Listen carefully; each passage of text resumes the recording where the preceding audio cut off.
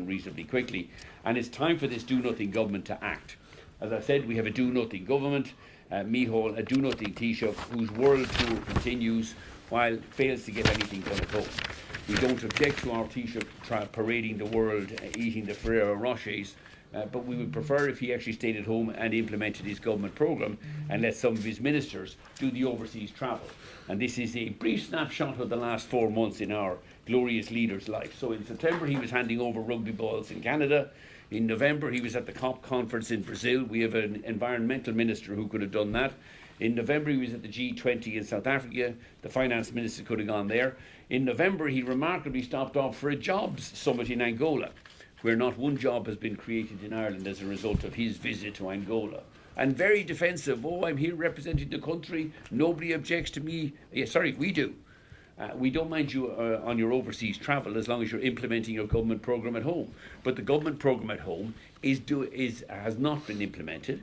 13 months later, we still have the cap, and with a 20-seat majority, he still hasn't abolished it.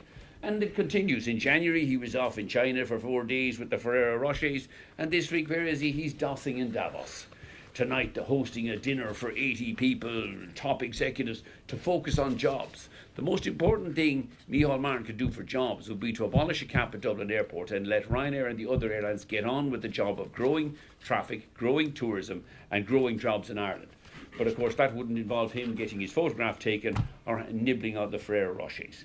We have a very exciting 7-year growth plan for Ireland, but it's only implementable if this government takes some action or uses its 20-seat majority.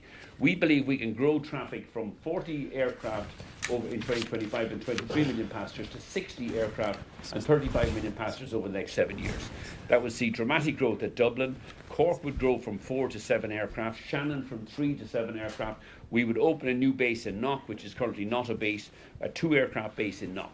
All we require is one, scrap the cap and allow Dublin to handle the 60 million passengers that it can handle with 2 runways. Freeze the Dublin Airport, already high Dublin Airport fees at its existing $16.50 per departing passenger. That would still allow them to build the additional terminal facilities we need, but they would have to stop. Their current proposal is to waste $9 billion building stupid things that airlines don't need at Dublin Airport. And much more importantly, in EU, focusing on the Draghi report, we need to bring ETS, which is the environmental taxation system in Europe, into line, or a level playing field. We only tax European citizens travelling on intra-EU flights. We exempt Americans, Chinese, the Gulf carriers, all coming to Europe, coming to and from Europe. It is indefensible that we only tax our own citizens and exempt everybody else. The only way to fix that distortion is to bring ETS, environmental taxation, into line with CORSIA, which would result in lower fares for all EU citizens. And so in summary, as you know, we are Europe's #1 airline. We have grown in Dublin. We're still growing in 2026, 125 routes and 18.7 million passengers in Dublin. The DAHR proposing to put charges up 10%, despite record traffic and record profits. Micheál Martin has, 13 months later, still failed to scrap the Dublin Airport cap, which he promised to do as soon as possible. We believe it's because he's too busy on his worldwide tour. He spends more time abroad than Elton John does. We want and can deliver 50% traffic growth by 2032. And it is imperative that this government acts quickly before Aer Lingus flights get blocked in New York, or God forbid Micheál Martin's March visit to the White House gets scrapped. We have in recent days, as you'll see, have run into some controversy with the owner of X, Elon Musk. I don't quite know why he took such umbrage over it. I had a discussion we have been in discussion with Starlink, his satellite system, for about over 12 months now. It is a very good system. We like the Starlink system. It is a terrific system. It works very well. The problem is, if you put it on board aircraft, there is a cost of that of about 250 million a year, including the cost of installation and then the fuel drag. You have to put not one but 2 aerials on top of the aircraft fuselage. That will have a between 1 to 2% fuel drag. We spend about 5.5 billion a year on fuel, and therefore it would increase our fuel bill by about 100 to 200 million. The Starlink people believe that 90% of our passengers would happily pay for Wi-Fi access.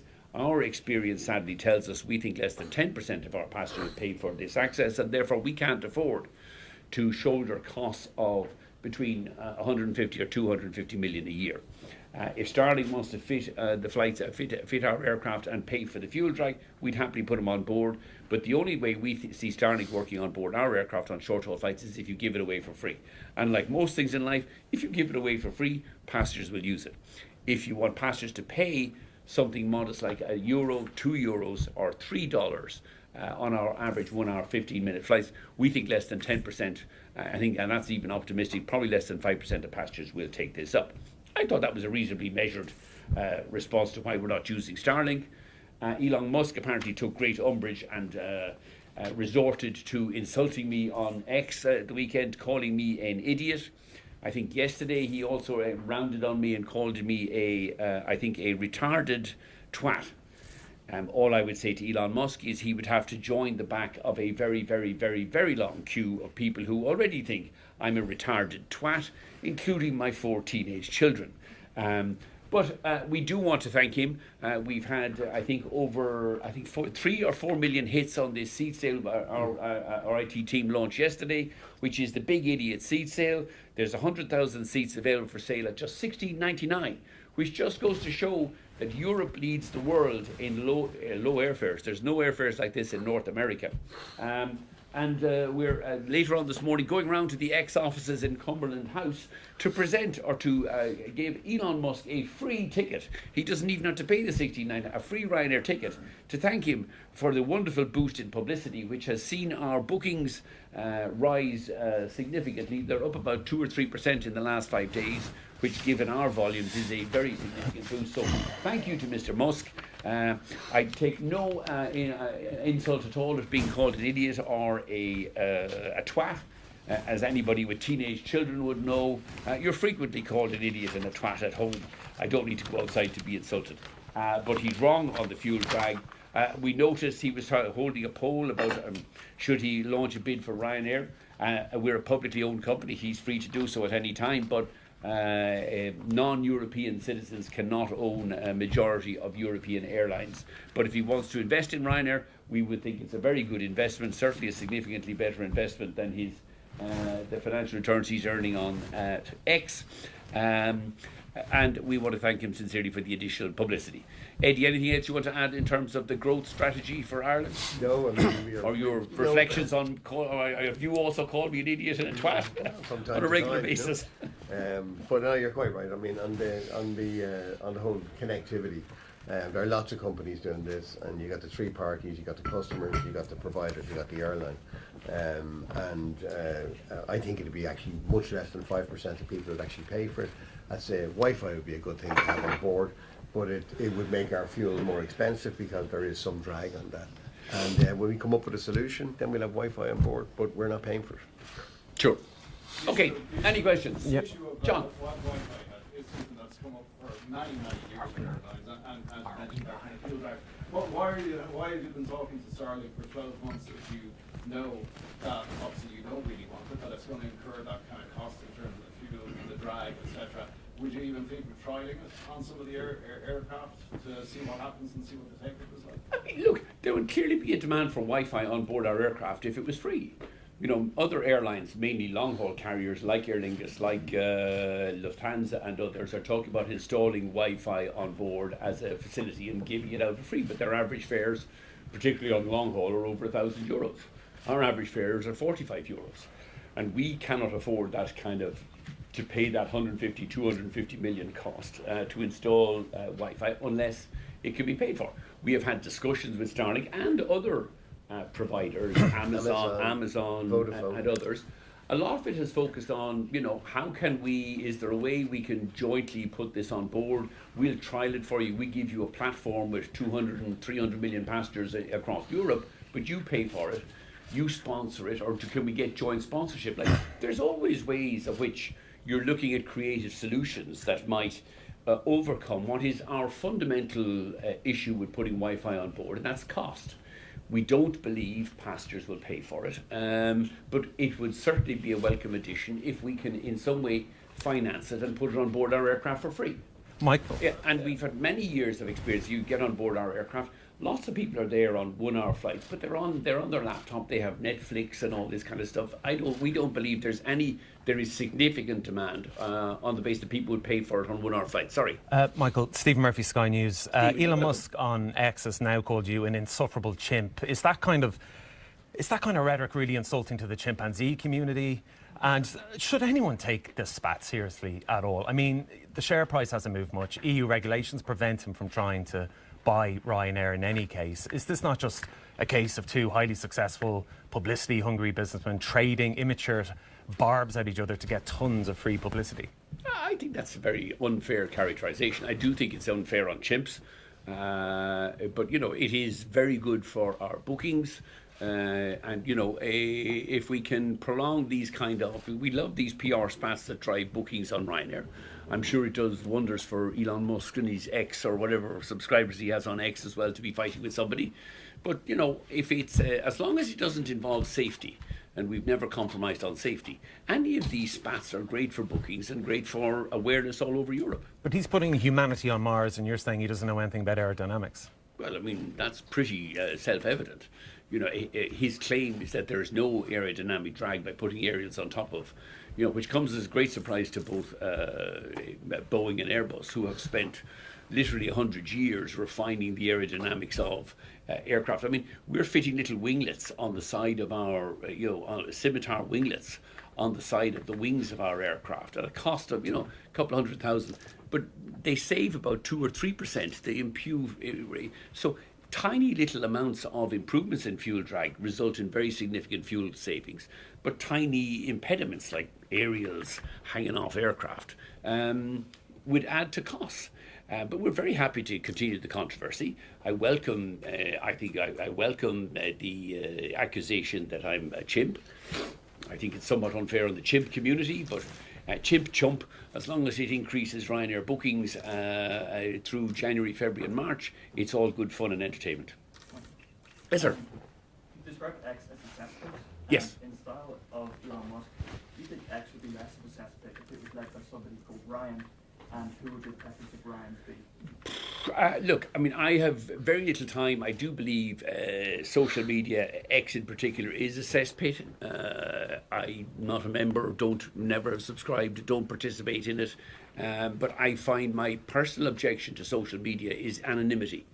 I mean, we have numerous examples of, people being, Simon Harris's family being threatened anonymously on these things. And you go through enormous. I fail to understand why, if you want to put something up on social media, put it up under your own name. And I hear this nonsense defence. Oh, in Iran, well, not in America, not in Europe. You have freedom of speech is protected in the US and in Europe, and I fundamentally disagree. I believe that governments should now legislate, both in Europe and in the US, to remove anonymity. Post away to your heart's content, but put it out under your own name. And if you want to slag off politicians, or if you want to make false claims about safety, I mean, we had this originally earlier on back in the website days. People were posting stuff on anonymous websites claiming that Ryanair was unsafe, and he was a pilot at 23. We went through the Californian courts and found out eventually it was some 17-year-old in Navan sitting in his PJs, making up this stuff. So I would just remove anonymity, and people have freedom of speech, but you have to be responsible for what you say. And I fail to understand why you have things like X, and it's not the only social media which protects anonymity, which gives all these keyboard warriors the right. And I think the most recent controversy with Grok, undressing children or undressing women, is frankly offensive. I don't understand why governments don't make it illegal. That's nothing to do with freedom of speech. Women and children, and the occasional man, I presume as well, should be protected from not having your images nudified.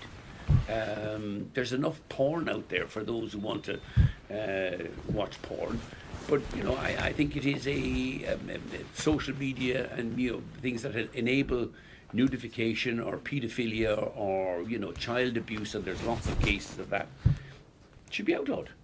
But the easiest way to do it is remove anonymity. Yes. Michael, I suppose previously I sat in another room like this with you before, and you referred to Catherine Martin and Eamon Ryan about 2 years ago as dunces. You led a big campaign with them having dunce caps on Do you think people are thinking you're getting a bit of a taste of your own medicine now with Elon coming for you? I don't think so. I mean, firstly, we were entirely vindicated. Both of them lost their seats at the subsequent election. I think we are now living with the consequences of 5 years of green failure. Road transport, Dublin is the most congested city in Europe. For 5 years with an aviation policy in Ireland that allegedly promotes growth in traffic, tourism and jobs. We had a cap at Dublin Airport. But I think the Irish electorates have had their say and clearly agree with me. I'm not always right, but if somebody wants to have a pop at me, I'm all up for it. Shoot away. As I said, I have 4 teenage children, so there is nothing that Elon Musk can say to me that my teenage kids haven't already said to me. But if it results in a bit more PR for Ryanair or helps us to promote a world-leading seat sale during the dark months, weeks 2, 3 and 4 of January, it's great. I'm more than welcome it. But I'm well able to take my own medicine, so, Well, can I just ask, would you welcome somebody like Elon Musk as a shareholder in the company, and are you calling today on Starlink and Elon Musk to sponsor basically a trial run of the technology on board? And if it was successful, would you consider using it, or is it going to be hard to gauge if people are using it for free? No. Firstly, we welcome all shareholders on our share register.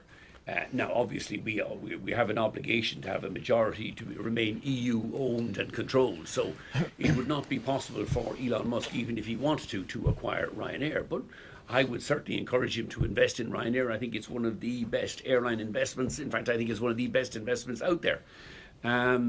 What's the second part of the question, Fergus? Sorry. Just in relation to, are you asking for a trial run basically today? No. Look, we have had discussions with all of the Wi-Fi providers, and the bigger ones, Amazon, Starlink, and Vodafone. They're all excellent systems. I don't have any issue, and I would say publicly, I think Starlink is a terrific system. But the economics of putting it on board short-haul aircraft, where we on our customer base don't believe they will pay for it, are prohibitive. I mean, we tried this. There was a good example about 10 years ago when we put these in-flight entertainment systems on board. These kind of, we had the glorified PCs and we were renting them out. And I thought this would be the greatest thing since sliced bread. We wouldn't be able to keep them stocked. And at the same time, we put on lottery tickets, which I thought was the greatest stupidity known to humankind. Nobody'd ever buy that rubbish. 10 years. I think the onboard in-flight entertainment systems lasted about 2 months, and the lottery tickets are still going strong 10 years later. So, we would always be happy to trial these things, but, when you start, and it's not something that, it's not like, we can roll these out on board and put them on the trolleys on board the aircraft. For us to refit these aircraft, we take the aircraft out of service to refit aerials on them. This is a huge... You take the aircraft out of service, it's a huge capital expenditure to fit this technology onto the aircraft, and then you have a fuel drag going forward. And if the trial doesn't work, you then take the aircraft out of service. You have to this is not simple. If you start playing around and drilling holes in aircraft fuselages, it is very expensive, it is technically difficult, and if it results in a fuel drag, it is something we would never go near. But we are very happy, and we are continuing to have discussions with Starlink, with Amazon, with Vodafone about the possibility of doing it, but only in a way where it will lower our costs. And those discussions will continue. So we would not rule it out at any stage. Yes, sir. For your results next week, is there anything we can expect to see now? Would post-tax profits of around 5 billion? Is that a realistic target? No, as you know, because we have third quarter results on Monday, we're in a closed period, can't say anything about results or guidance or anything else. It'll all be dealt with on Monday, when hopefully our seat sale with Elon Musk will have successfully concluded and this country will have blown over. Yes, sir. You said the exit success bit. Are you comfortable with Ryanair maintaining a performance posting there, given where it's set out to No, I said all social media, in my view, is a cesspit. I wouldn't confine it just to X. There's worse than X out there. Am I happy for Ryanair to be on these? Yes, I am.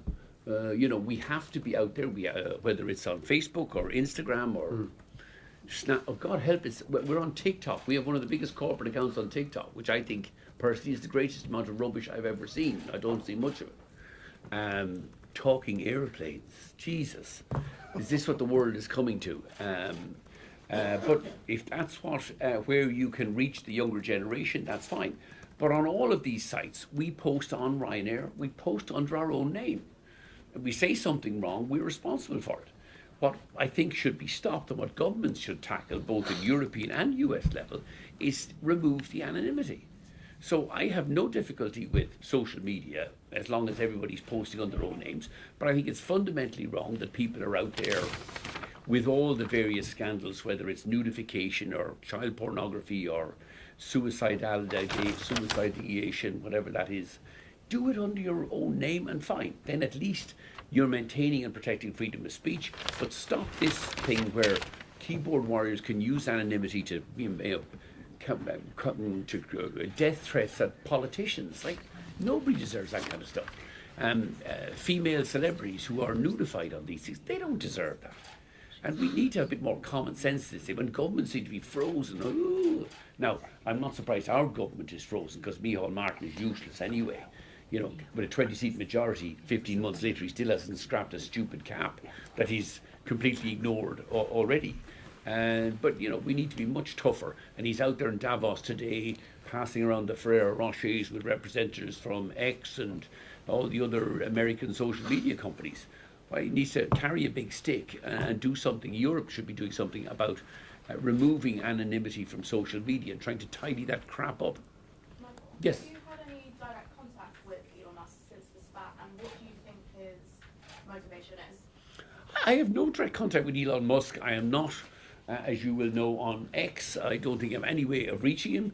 I have no reason to be in contact with Elon Musk. What's his motivation? Like, he rants and raves on X. I think it's good for him promoting X and his own views on X. And we're very happy to respond in kind on the Ryanair X platform. And if he wants to call me an idiot, you know, he wouldn't be the first, and he certainly won't be the last to call me an idiot or a retarded twat. But if it helps to boost Ryanair sales, you can insult me all day, every day. And Eddie Wilson as well, who's, you know, readily insultable too, although somewhat younger and more attractive than me. Do you despair for humanity, Michael? No, I am optimistic for humanity, John. We are bringing low-fare air travel to many more millions of European citizens in the next 8 years. Instead of carrying 200 million passengers a year, we'll be carrying 300 million passengers a year, which is one of the great successes of the single market and European Union. You know, Europe spends far too much time pulling wool out of its own navel instead of, you know, crowing about its successes. And with the single market in Europe and the deregulation of airline has been one of the stellar success stories of the European Union. In America today, you know, the cheapest airfares are north of $100. We originally started by copying the formula of Southwest Airlines, who had $10 airfares. Last year, their average airfare was about $130. Last year, Ryanair's average airfare was €45. We wiped the floor with American, in terms of competitiveness, with American air travel. Now, America has a lead in AI, America has a lead in IT, but when it comes to air travel, Europe wipes the floor.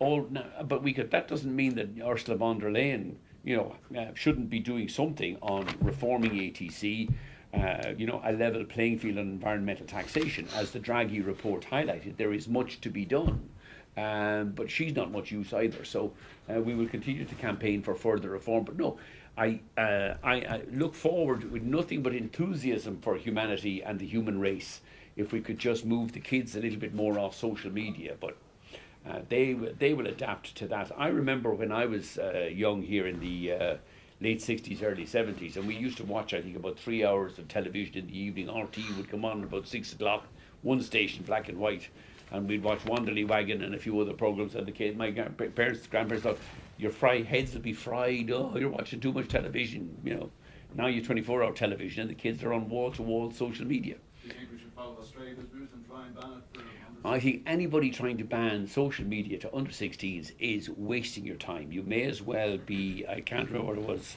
King Tours, trying to stop the tide coming in. You know, 16-year-old kids, 14-year-old kids will wind their way around a ban faster than Ryanair seats are selling out today on today's seat sale. You know, like the politicians in their 40s and 50s imposing bans on under 16-year-olds will be, in relation to phone access or social media, will be hopelessly ineffective. I do believe, however, that one of the ways, rather than trying to ban something, if you really want to ban something, ban anonymity on social media. Force people, and all of the internet companies know who's posting, but they should be posting under whatever it is their own name or their own account names, and it would clean up a lot of the crap on social media. Yes, Connor, sorry, I'll come back to you. Connor. Drag on Starlink worse than the others, or better, or do you have any sense of that? And then, just what's your general thought on the low-cost carriers? Has anybody cracked it? Do you think somebody will eventually, or probably? Look, technology will ultimately crack this thing. I'm sure we get to a 6G and an 8G and a 10G eventually, and I have no doubt that instead of putting aerials on the external of the fuselage, we'll be able to fit an aerial in the internal of the, I don't know, in the front or the rear galley or something, or the baggage hold. Technology will ultimately get there. We live in a hyper-connected world, and people will ultimately have free access to Wi-Fi on board short-haul aircraft. So I have no doubt the technology will get there, which is why we continue to be in dialogue with Amazon, with Starlink, with Vodafone on this. It will come. But we cannot see a way at the moment where the model, anybody will pay for in-flight. I mean, even if you look at the long-haul airlines, the Lufthansas and the Aer Lingus, big song and dance, but it's free Wi-Fi access now. I've traveled.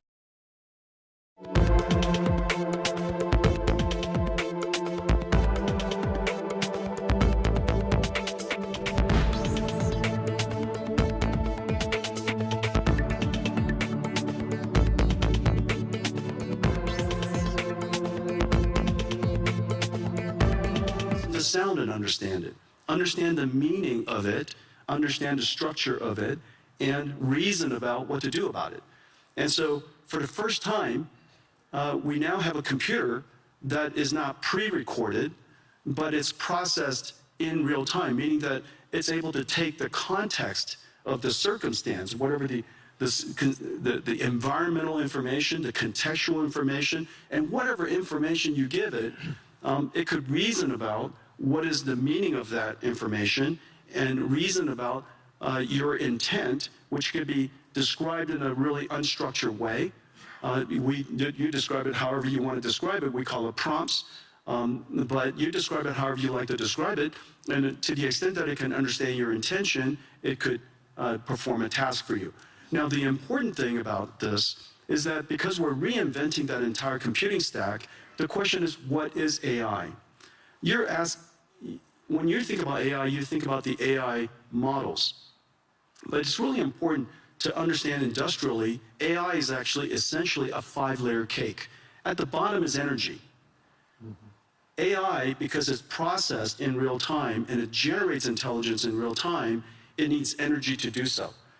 Energy is the first layer. The second layer is the layer that I live in. It's chips. Chips and computing infrastructure. The next layer above it is the cloud infrastructure, the cloud services. The layer above that is the AI models. This is where most people think AI is.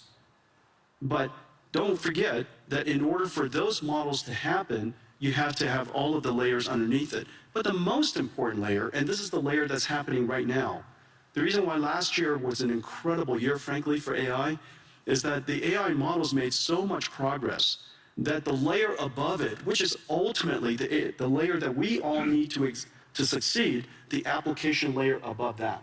And so this application layer could be in financial services, it could be in healthcare, it could be in manufacturing. This layer on top ultimately is where economic benefit will happen. But the important thing, though, because this computing platform requires all of the layers underneath it, it has started, and everybody's seeing it right now, it has started the largest infrastructure build-out in human history. We're now a few $100 billion into it. That's it. We're a few $100 billion into it. Larry and I, we get the opportunity to work on many projects together. There are trillions of dollars of infrastructure that needs to be built out, and it's sensible. It's sensible because all of these contexts have to be processed so that the AI, so that the models can generate the intelligence necessary to power the applications that ultimately sit on top. And so when you go back and when you reason about it layer by layer by layer, and you realize that the energy sector is now seeing extraordinary growth. The chip sector, TSMC just announced they're going to build 20 new chip plants.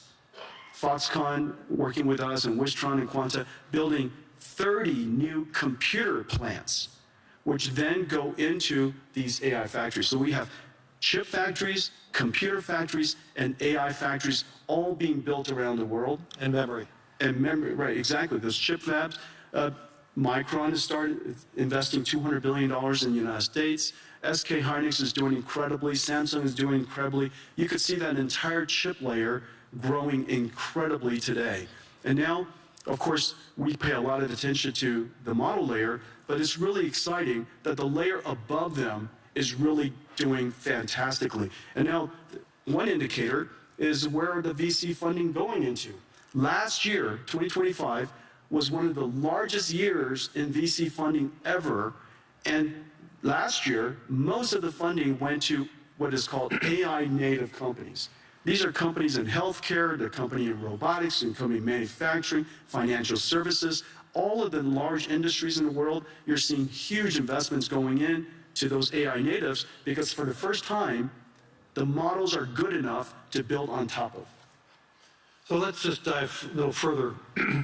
Obviously, everybody, I'm sure, uses their own chatbot and getting information. So, but you're talking about the dispersion of AI is going to be the key. Let's talk about go into a little more upside ideas related to the dispersion of it in the physical world. You mentioned, obviously, healthcare is a great example of that. But where do you see the transformational opportunities in areas like transportation or science? Well, last year, I would say last year, I would say 3 major things happened in AI, in the AI technology layer, the model layer. The first one is that the models themselves started out being curious and interesting, but they hallucinated a great deal. And last year, we can all reasonably accept that these models are better grounded. They could do research. They can reason about circumstances that maybe they weren't trained on, break it down into step-by-step reasoning steps, and come up with a plan to answer your question, do your research, or perform the task. So last year we saw the evolution of language models becoming AI systems that we call agentic systems, agentic AI. The second major breakthrough is the breakthrough of open models. Several years ago, was it a year ago? DeepSeek came out, and DeepSeek was, a lot of people were quite concerned about it. Frankly, DeepSeek was a huge event for most of the industries, most of the companies around the world, because it's the world's first open reasoning model. Since then, a whole bunch of open reasoning models have emerged, and open models has enabled companies and industries, researchers, educators, universities, startups, to be able to use these open models to start something and create something that's domain specific or specialized for their needs. The third area that had enormous progress last year was the concept of physical intelligence, of physical AI. AI that understands not just language, but AI understands, if you will, nature. And it could be AI that understands the physical world here, AIs that understand proteins, chemicals, natural physics, for example, fluid dynamics, particle physics, quantum physics, AIs that are now learning all these different structures and different languages, if you will. Proteins is essentially a language. And so all of these AIs are now making such enormous progress that these industries, industrial companies, whether it's manufacturing or drug discovery, are really making great progress. And one of the great indicators is a partnership that we had with Lilly, that they realize now that AI has made such extraordinary progress in understanding the structure of proteins and the structure of chemicals, essentially being able to interact and talk to the proteins like we talk to ChatGPT. We're going to see some really big breakthroughs. So all these breakthroughs raises concerns about the human element. You and I have had many conversations on this, but we need to tell the whole audience there is a huge concern that AI is going to displace jobs. And you've been arguing the opposite. Obviously, the build-out of AI, as you talked about, the biggest infrastructure build-out in history is going to occur, which Energy is creating jobs. The Yeah. chips industry is creating jobs. The infrastructure layer is creating jobs. Land, power, and shell. Jobs, jobs, jobs. I mean, right? It's incredible.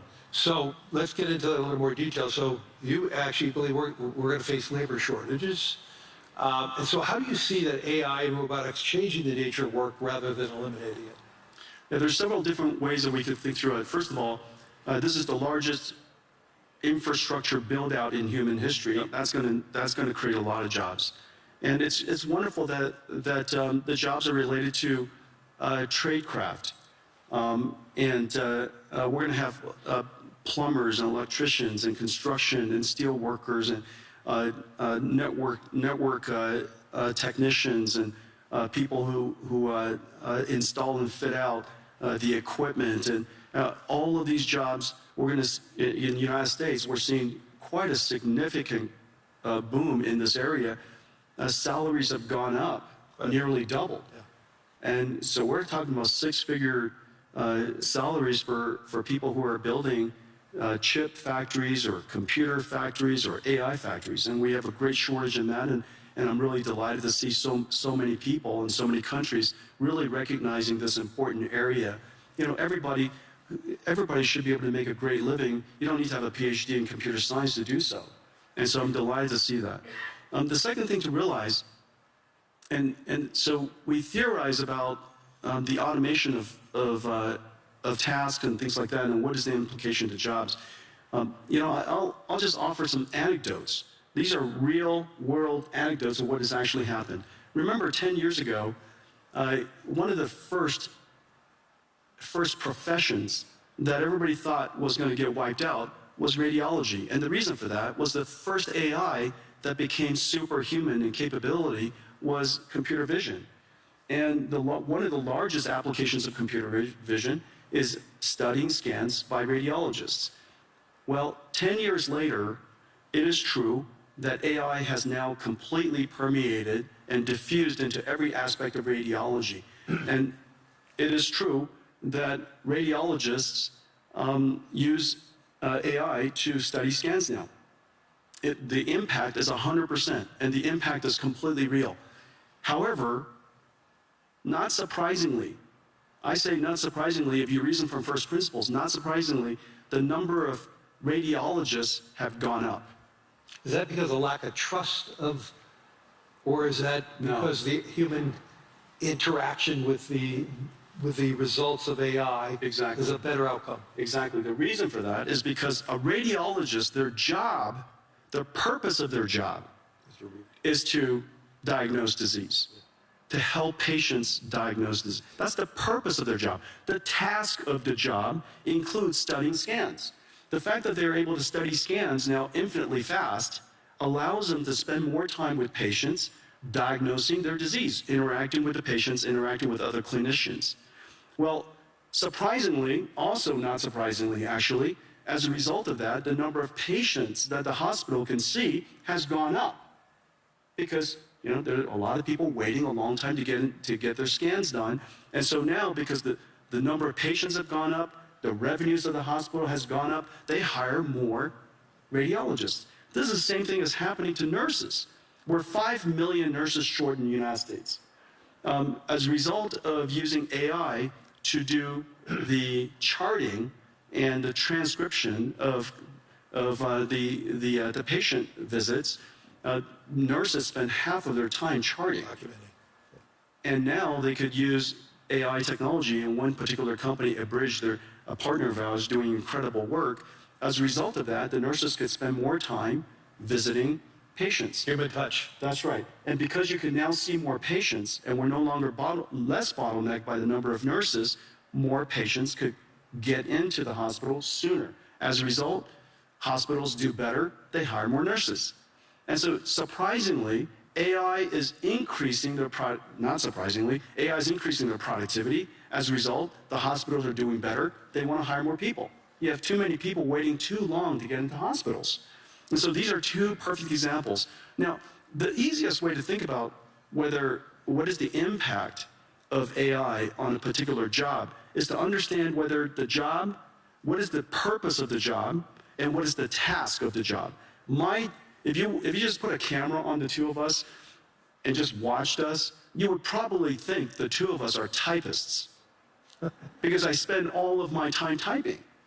And so if AI could automate so much word prediction and help us type, then we would be out of jobs. But obviously that's not our purpose. And so the question is, what is the purpose of your job? In the case of radiologists and nurses, is to care for people. And that purpose is enhanced and made more productive because the task has been automated. And so to the extent that you can reason about each one of the people's purpose versus the task, I think it's a helpful framework. Let's move this beyond the developed economies. Help me understand how AI is going to broaden the world and help the world. I read an Anthropic piece this past weekend that basically said the utilization of AI most recently is very dominant by the educated society. And they're even seeing the educated component of each society being heavily more utilized. And obviously they're using it against their own model Claude, so it may have its own biases. So how do we ensure that AI is a transformational technology, maybe like what Wi-Fi and 5G was for the emerging world? And when you intersect that, what does it mean for the emerging world? And John, how do we broaden the global economy? And two, getting back to the whole job situation with robotics and AI, there is going to be some substitution there. And there's substitution in the United States already going on. We may be creating more plumbers and electricians, but we probably need less analysts at financial institutions. Lawyers need less analysts, because they're able to accumulate the data faster. So let's just pivot on to the emerging world for a second, in the developing world. How do you see that play out? Well, first of all, AI is infrastructure, and there's not one country in the world, I can't imagine, that you need to have AI as part of your infrastructure, because every country has its electricity, you have your roads, you should have AI as part of your infrastructure. Of course, you could always import AI, but AI is not so incredibly hard to train these days, and because there's so many open models, these open models with your local expertise, you should be able to create models that are helpful to your own country. And so I really believe that every country should get involved to build AI infrastructure, build your own AI, take advantage of your fundamental natural resource, which is your language and culture, develop your AI, continue to refine it, and have your national intelligence be part of your ecosystem. And so I think that's number one. And number two, remember, AI is super easy to use. It is the easiest software to use in history, and that's the reason why it's the fastest growing and most rapidly adopted. I mean, in just a couple of 2-3 years, it's coming up to almost a billion people. I think, first of all, Claude is incredible. Anthropic has made a huge progress, huge leap in developing Claude. Yep. We use it all over our company. The coding capability of Claude, its reasoning capability, its ability is just really incredible. And anybody with a software company really ought to get involved and use it. On the other hand, ChatGPT is probably the most successful consumer AI in history. And its ease of use and its approachability, I think everybody should get involved. And whether it's somebody in a developing country or a student, it is very clear that it is essential to learn how to use AI, how to direct an AI, how to prompt an AI, how to manage an AI, how to guardrail the AI, evaluate the AI. These skills are no different than leading people, managing people, things that you and I do all the time.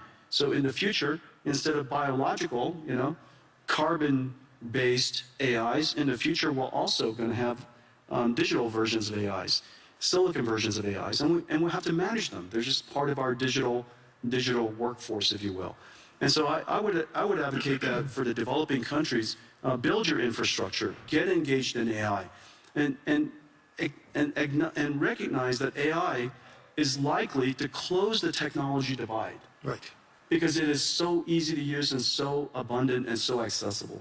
And so, I'm actually fairly optimistic about the potential of AI to lift the countries that are emerging, and for many people who haven't had computer science degree, all of you can be programmers now, And so in the past we had to learn how to program a computer. Now you program a computer by saying to the computer, "How do I program you?"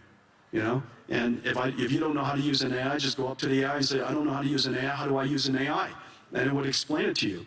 And you say, "I like to write a program to create my own website. How do I do that?" And it would ask you a whole bunch of questions about what kind of website you would like to build, and then write you the code. And so it is that easy to use, and that's, of course, the incredible power of AI, which is exciting. Two quick questions, then we're going to run out of time. We're sitting here in Europe. When we were talking about a lot of companies, we mentioned a lot of U.S. companies and Asian companies. Talk to us about how AI and the success of Europe and the future of Europe can intersect, and how do you see NVIDIA play that role here in Europe? Well, I have the benefit. NVIDIA has the benefit of working with every AI company in the world, and because we're low in the infrastructure layer, and we power AI across the board, and we power AI that are languages, their biology, their physics, their world models, and related to manufacturing and robotics, and the thing that's really quite exciting for Europe is, remember, your industrial base is so strong. The industrial manufacturing base in Europe is incredibly strong. This is your opportunity to now leap past the era of software. The United States really led the era of software. AI is software that doesn't need to write software. You don't write AI, you teach AI. And so get in early now so that you can now fuse your industrial capability, your manufacturing capability, with artificial intelligence, and that brings you into the world of physical AI or robotics. Robotics is a once-in-a-generation opportunity for the European nations. Whether it's all of the countries that I visit here, industrial base is really, really strong. The other thing to realize is that so much of the deep sciences are still very, very strong here in Europe. Right. And the deep sciences now have the benefit of applying artificial intelligence to accelerate your discovery.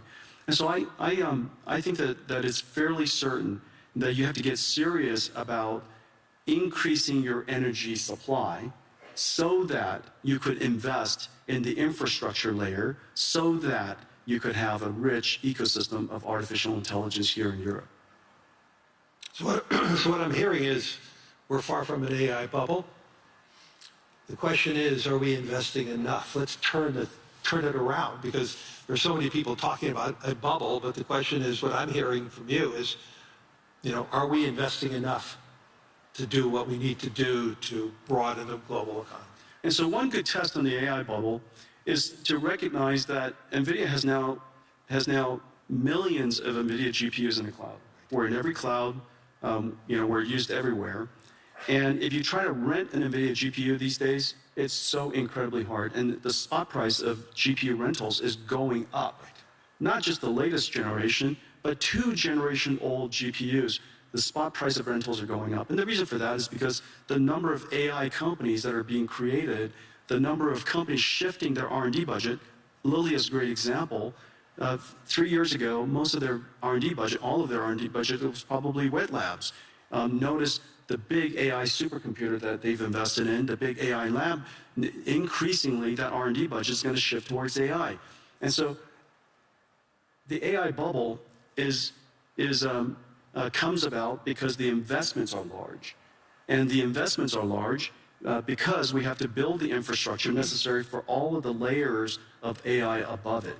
And so I think the opportunity is really quite extraordinary.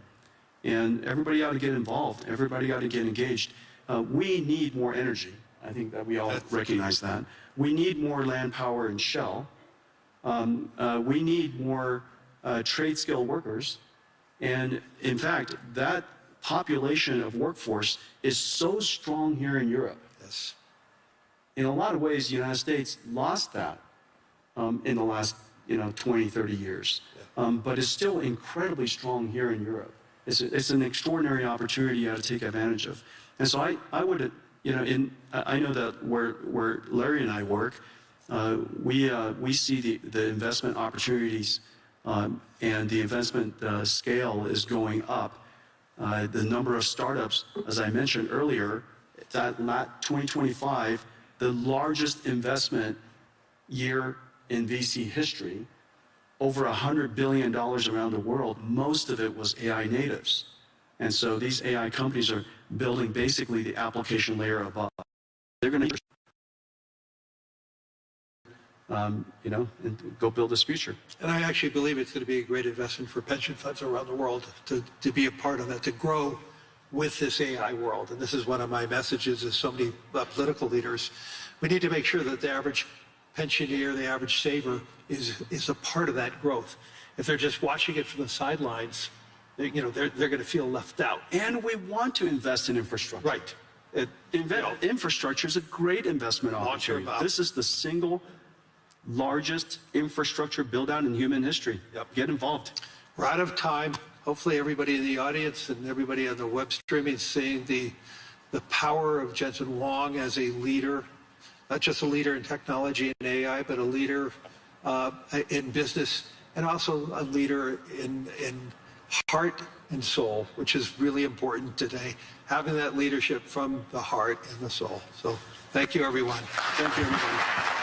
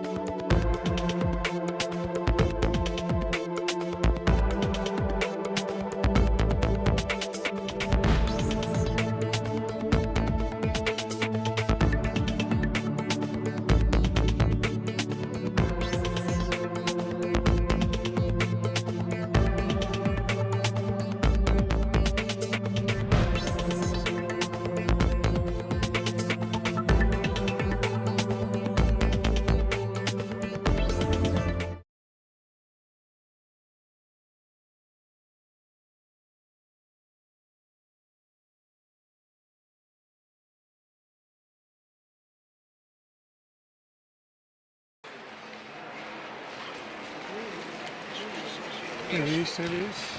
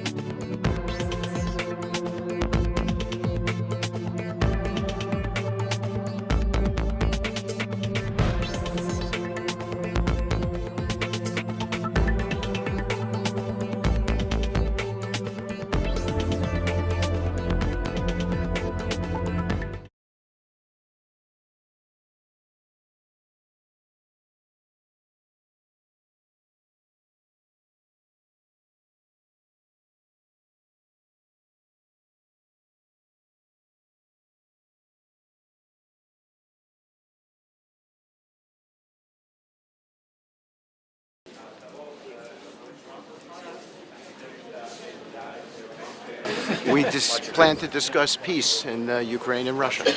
And how do you think it will go? I'm hopeful. I'm hopeful that all meetings will go well on that subject. We need a peace. Is Mr. Kushner coming with you? He is, of course. And are you meeting Ukrainians later? We are, sir.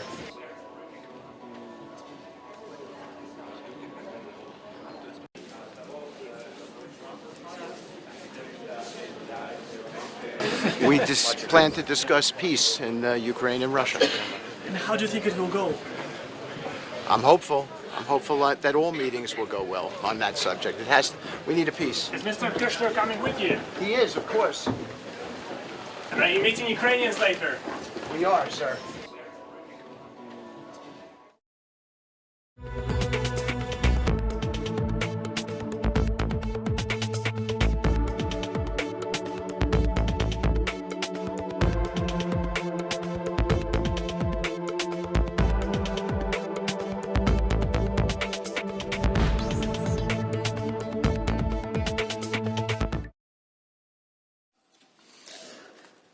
A él y a todos los portugueses les digo, en su lengua, juntos demos un paso histórico, un paso máis na nosa longa historia partillada. Pero permítanme agradecer también, de manera extraordinaria y muy sentida, en nombre de todos los españoles, las muestras de afecto que estamos recibiendo estos días de tantas autoridades, instituciones y ciudadanos anónimos de tantos lugares, especialmente de los países de la Unión Europea, a raíz del terrible accidente ferroviario que tuvo lugar el pasado domingo, ya de noche, en el municipio de Adamuz, provincia de Córdoba. Dentro del dolor inmenso por tantas personas que perdieron la vida, por los que resultaron heridas y por sus familias, esas expresiones de apoyo y cercanía nos reconfortan y nos refuerzan en el espíritu y sentimiento europeo que es nuestro gran patrimonio compartido. Señorías, les hablaré de cómo en estas 4 décadas mi país, España, ha cambiado y ha crecido, de cómo ha contribuido al cambio y al crecimiento de Europa. Esa historia me es muy familiar porque es la mía y la de millones de españoles y europeos partícipes de un proyecto de convivencia que nos ha hecho a todos más libres, más prósperos e incluso más fuertes. Es esa la grandeza de la Unión. Permítanme, pues, que empiece a hablarles en clave retrospectiva. Madrid, 12 de junio de 1985. Ese día, en la sala de columnas del Palacio Real, se firmó el Tratado de Adhesión de España a las Comunidades Europeas. Al día siguiente, los medios celebraban nuestra incorporación a un marco político, económico y social en el que nuestro país se reconocía, al que aspiraba y del que una guerra civil seguida de 4 décadas de dictadura le habían separado. No se celebraba, por tanto, una adhesión estrictamente, sino un reencuentro. Pero ese día la feliz noticia de nuestro regreso a Europa compartía las portadas con la terrible noticia de 2 atentados de la banda terrorista ETA, con 4 víctimas mortales. Esa era también la durísima realidad de la época.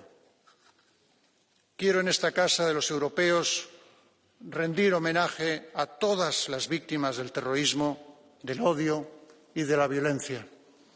Sobre esa trágica memoria, y para no volver atrás, hemos construido los europeos nuestro proyecto de concordia. Señorías, no hay ciudadanía sin la plena conciencia de que habitamos un mismo espacio político y de que cualquier fenómeno que afecte a una parte de ese espacio nos está afectando a todos. Nuestra fuerza es nuestra unidad. Qué importante es en estos tiempos recordarlo. La pertenencia a Europa ha sido un factor decisivo en la transformación de España. Si somos hoy una de las democracias más sólidas y avanzadas del mundo, si nuestra economía lidera el crecimiento de la eurozona, si nuestro PIB per cápita se ha duplicado desde la adhesión, si estamos en vanguardia en el ámbito de las telecomunicaciones y generamos más de la mitad de la energía de fuentes renovables, ha sido gracias, en gran medida, al proceso de modernización que hemos experimentado en y con Europa. Pero este proceso de cambio ha sido recíproco. También España ha contribuido e incluso liderado la construcción europea en muchos ámbitos. Pienso en la ciudadanía, en la política de cohesión, el desarrollo del pilar social, el espacio de libertad, seguridad y justicia, el reciente recurso a mecanismos de deuda mancomunada, la vecindad Sur-Med, o junto con Portugal, el énfasis en la relevancia estratégica de América Latina y el Caribe. Esa es la España transformada por Europa y la España transformadora de Europa. Seamos conscientes de lo que esto significa, seamos conscientes de la responsabilidad que conlleva preservar estos logros. Porque la situación que atraviesa Europa exige el compromiso de todos. No podemos dar Europa, la Unión Europea, por descontada. Los europeos solemos ser muy críticos con el desempeño de las instituciones europeas, de las instituciones comunitarias. Tampoco es raro en nuestros días oír comentarios sobre la debilidad de la Europa unida, su idealismo trasnochado, su desconexión de la realidad. El ejercicio de la crítica es un signo de que la democracia funciona y es positivo en la medida en que nos haga progresar. Pero algunas críticas ponen en jaque nuestros principios y valores, aquellos en los cuales Europa volvería a ser una mera noción geográfica. Y ahí, en la desmemoria de lo que ha supuesto la construcción europea, está nuestra mayor amenaza.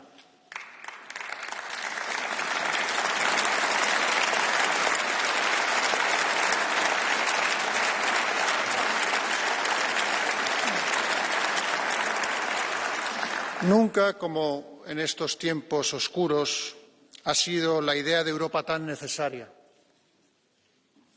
Porque la Europa que queremos, aquella por la que luchamos, representa la búsqueda de la razón. Y en esa búsqueda escribimos nuestra historia. Esa Europa es la que en días convulsos se mantiene como un referente ético y político. Un espacio de libertades y de justicia social donde la educación y la sanidad son derechos, donde se trabaja por la igualdad, la cohesión y la inclusión, donde la inversión, la innovación y la creación de empleo se protegen y promueven, donde los ciudadanos podemos viajar, establecernos, educarnos, trabajar y comerciar sin más límite ni frontera que el que fijemos para nuestros propios proyectos vitales, donde también nuestras lenguas, culturas y tradiciones y tantos aspectos de nuestra identidad están hoy mejor preservados. Preguntémonos qué otras regiones del mundo tienen tan enraizada, tan incorporada a su ser, esta noción del bien común. Y en la respuesta hallaremos la mejor reivindicación de la Europa unida. En política exterior, esa Europa es la que defiende las soluciones basadas en normas y el diálogo como cauce para resolver conflictos y promover la paz, la estabilidad y la cooperación, o la que no puede aceptar, ni mucho menos avalar, planteamientos geopolíticos de otra época como si fueran signos de un tiempo nuevo. Señorías, los tiempos que corren nos recuerdan con demasiada frecuencia que la fuerza sin principios equivale a la barbarie.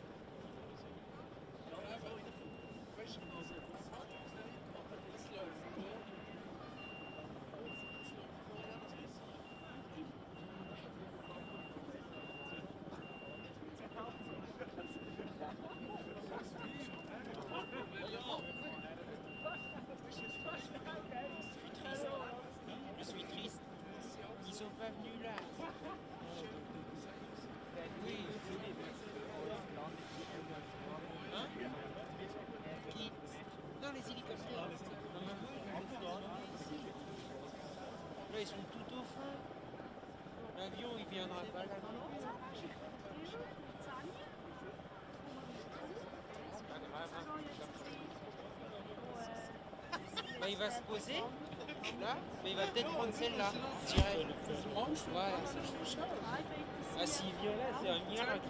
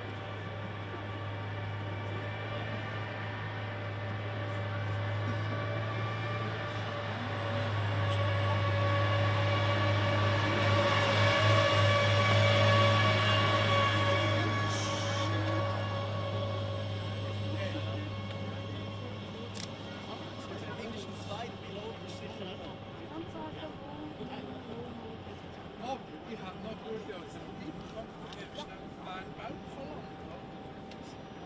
Oder ja, schau dir das Terminal an, ganz so ist es Bus.